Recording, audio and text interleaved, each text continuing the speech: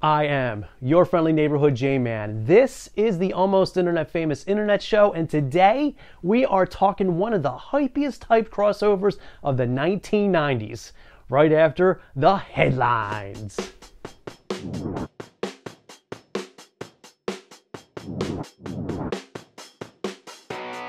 And now, the aggregator of awesome, the curator of cool, my dad, your friendly neighborhood Jman. A veritable ton of promotional material finally hit the internets this week about Marvel's upcoming Ant-Man movie. From the ant-sized trailer released on the internets at the beginning of the week, to the cover of Entertainment Weekly, to a new movie poster, to the actual trailer itself. If I didn't know better, I'd say it was all carefully orchestrated. Anyway, the consensus about the movie seems to be, meh. Now look, it's too early to tell. The movie doesn't come out till July, but the reaction to the deluge of promotional materials has been one of complete and utter indifference. Even with the 2-minute teaser trailer debuting on Agent Carter, it just seems like Ant-Man is struggling to find an identity that goes back to at least when original director Edgar Wright left the project. But let's not judge too harshly, lest ye be judged. And speaking of Agent Carter, ABC's Agent Carter debuted this week with a 2-episode block. Per bleedingcool.com, the show debuted in Agents of S.H.I.E.L.D.'s time slot, down 10% from S.H.I.E.L.D.'s season premiere in the oh-so-important 18 to 49 male demographic, but up 12% from S.H.I.E.L.D.'s mid-season finale. What's all that mean? Fuck if I know. I'm not what you call a man of numbers. More importantly, though, is it me or did Haley Atwell look different from when she appeared in the first Avenger to Agent Carter? Not that it matters. She kept my attention. Terrible. I know. Netflix did some Marvel announcing of its own this week by releasing a spiffy new Daredevil poster and revealing the show's premiere date. Initially speculated to be in May of 2015, Netflix announced it's releasing all 13 episodes of The Man Without Fear on April 10th. Okay, look, I'm going to watch the show, but I'm not going to binge watch. I don't know how you folks sit and watch episode after episode. I can barely sit still for a 2-hour movie, let alone multiple episodes of TV shows. And who wants to watch all those episodes at once anyway? Isn't there something to be said about taking some time off? Having some time in between episodes to absorb what you've just taken in, instead of forcing show after show into your subconscious like a person single-handedly consuming a platter of homemade cookies this past Christmas that was really meant for like 15 to 20 people? But, you know, don't judge lest ye be judged, blah, blah, blah. BleedingCool.com also reported some definitely spoilerish info about the upcoming Batman Arkham Knight video game. I'm telling you right now, this is some seriously spoilerific stuff. So if you don't want to know, then just scroll ahead a few bars. Don't worry, I'll be here on the other side. Go ahead, it's okay. Now, for the rest of us non-gamers, here's the deal. Amazon.com posted a picture of its exclusive package for the Arkham Knight video game. The package includes a steel bookcase, an art book, a comic book, and a statue of the Dark Knight himself. It's what's engraved on the statue that's causing all the hullabaloo. Yes, I just said hullabaloo.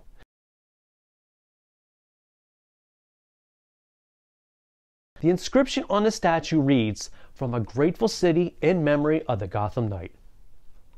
Sounds like someone might be pushing up daisies at the end of a certain video game. Amazon has since pulled the picture off its site. Could be a red herring, could not be. Alls I know is I give a ton of credit to the eagle-eye folks who live on the internet. I can walk by the same pair of socks on the floor for months without seeing them, let alone take notice to a barely legible inscription on a statue from a picture on a web page. And finally, there's a new Power Girl. Actually, she's been around for a bit now, debuting in August 2014's World Finest number 26.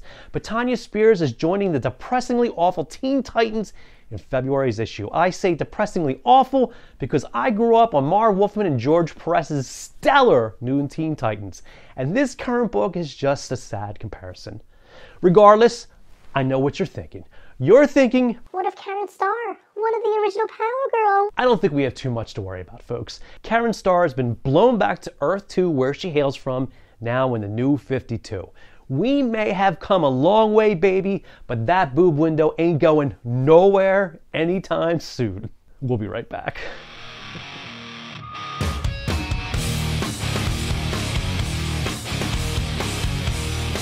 You can make them fly or jump or crash or wall. Superhero action figures over 7 inches tall. Each sold separately. Superman, Batman, Incredible Hulk. You can make them do their thing. Even make Spider-Man slide down a string. Lots of action for one and all. Action figures over 7 inches tall. These superhero action figures each sold separately. Batman, Superman, Incredible Hulk, and Spider-Man. Each sold separately. By Mego.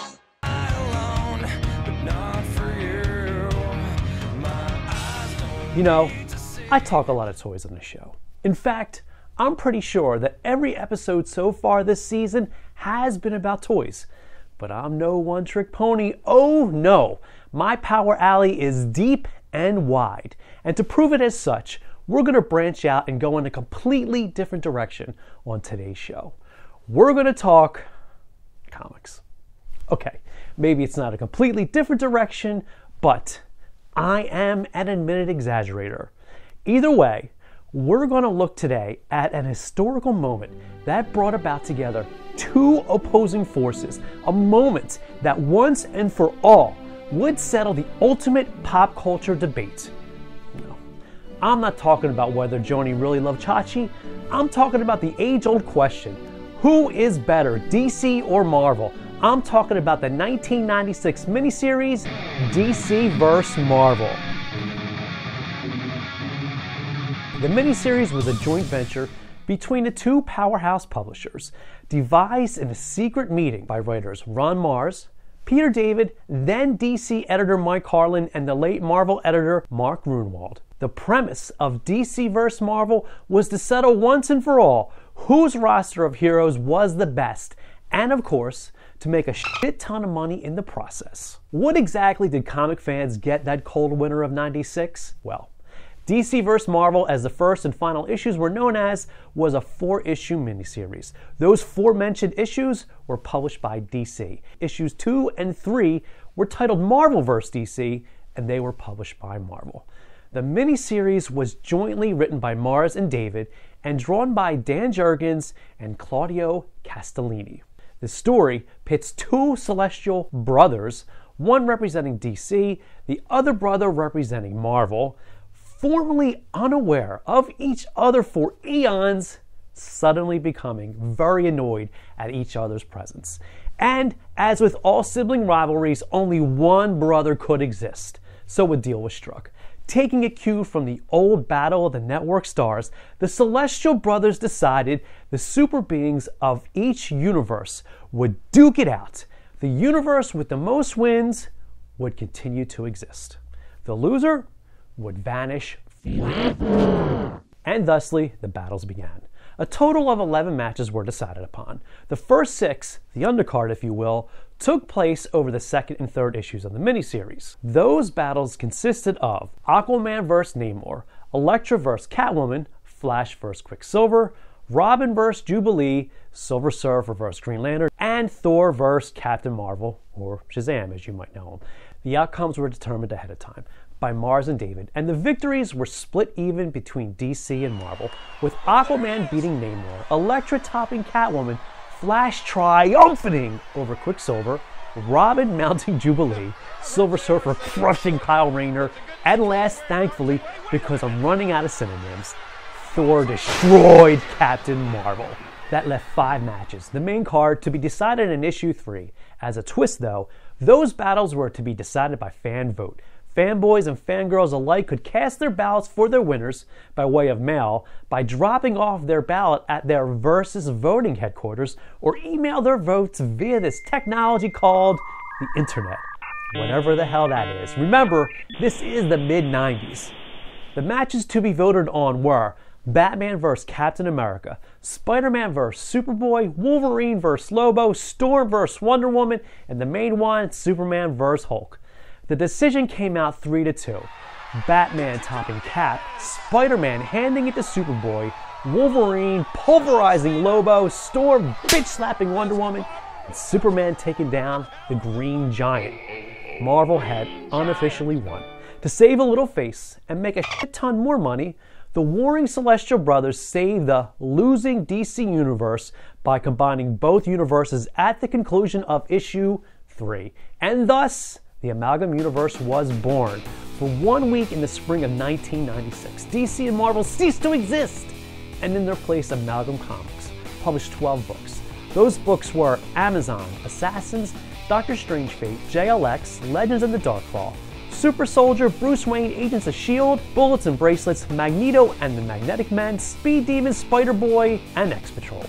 In actuality, DC published 6 of those books and Marvel published the other 6. That unprecedented week. All good things must come to an end. And because I am running a bit too long here, let's wrap this whole thing up by saying Batman saves the day at the end of issue 4. Of course he does. He's Batman. I'm Batman. Well, he does have a little help from Captain America and the hero created for the miniseries Access. But still, he's Batman. I'm Batman. So, in the pantheon of must-read comics, where exactly does DC vs. Marvel stand? Somewhere?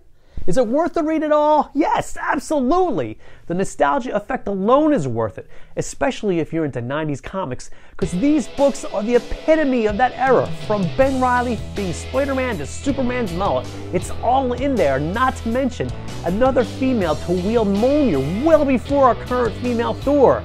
In the end, DC vs. Marvel is a little light in story, and almost 20 years later, it's real easy to look cynically back on the miniseries. Yeah, it may have been a glorified popularity contest, but it still was unprecedented. I may be a bit biased here, considering I am a big fan of Elseworlds and What If stories, but the Amalgam Universe was the shit. To this day, I still got my fingers crossed someone will produce a Darkclaw or Spider-Boy action figure. Fingers crossed! But I'm not holding my breath. And that's all the time we have for today's show. I'd like to thank myself for putting all this shit together. Do yourself a solid and click right here to watch the uncensored director's cut of this very show. And after you've gone and done that, check me out on all your favorite social media. I'm on the Twitter, I'm on the Facebook, and I'm even on the Google+. All you gotta do is search. You can also check me out every Monday on the Fanboy Factor podcast at fanboyfactor.com. One last plug, yfnjman.com. That's my website where we have lots of goodies, pie, cookies, and all that other nonsense.